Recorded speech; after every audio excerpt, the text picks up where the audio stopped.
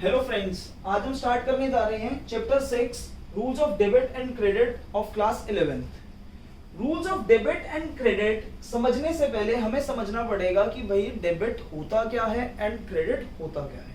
अब debit and credit समझने से पहले हमें यह समझना पड़ेगा कि ये आते कहाँ हैं। ये आते हैं एक अकाउंट के अंदर।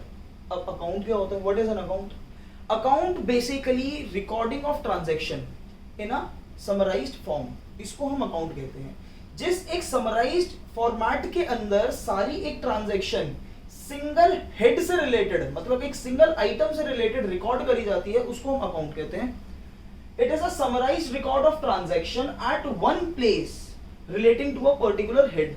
जब एक सिंगल हेड को रिलेट करते हुए अगर कोई ट्रांजैक्शंस को हमने एक सिंगल प्लेस पर रिकॉर्ड करते हैं, उसको हम अकाउंट कहते हैं। तो अकाउंट होता क्या है? फॉर एग्जांपल एक एसेट लेते हैं, दैट इज मशीनरी, तो इसका एक अकाउंट बनाते हैं। इसका एक स्पेसिफिक फॉर्मेट है, format is debit date particulars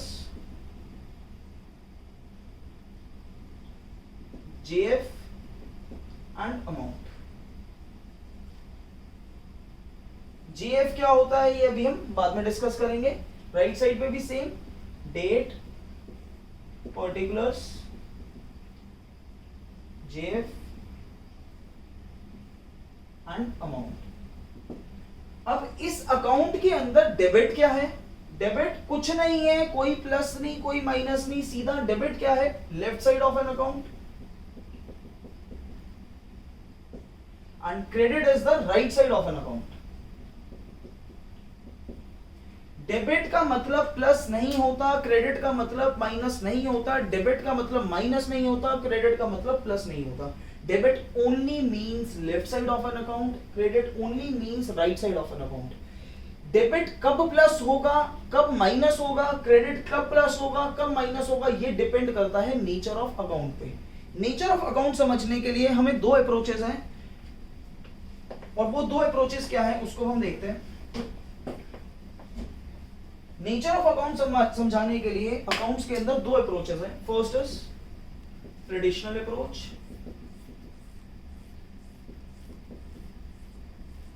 and second is modern approach.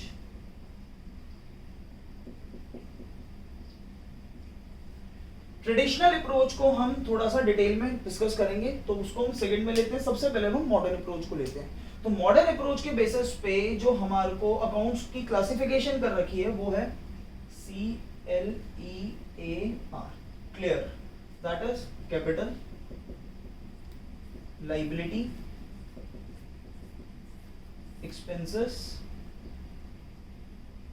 Assets and revenue. अब इन नेचर के हिसाब से डेबिट कभी प्लस होगा और डेबिट कभी माइनस होगा। इनके नेचर के हिसाब से ही क्रेडिट कभी प्लस होगा और क्रेडिट कभी माइनस होगा। अब डेबिट कब प्लस और कब माइनस माना जाएगा, अब हम देखते हैं।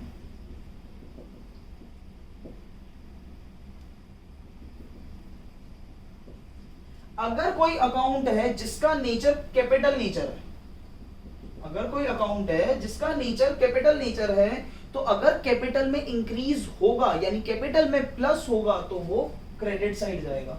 तो यानी अगर किसी अकाउंट का नेचर कैपिटल है तो उसका प्लस का मतलब है क्रेडिट साइड और उसके माइनस का मतलब है debit side. The same rule follows with the liability.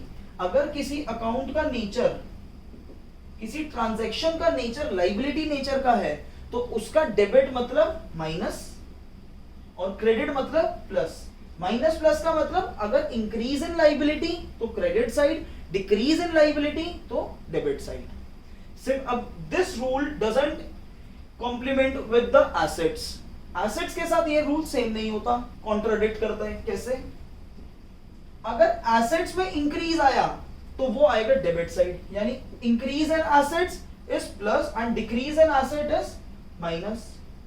Similarly expenses भी, अगर एक्सपेंसेस हमारे बढ़ गए हैं, there is increase in expenses तो वो डेबिट साइड, और there is decrease in expenses तो वो क्रेडिट साइड।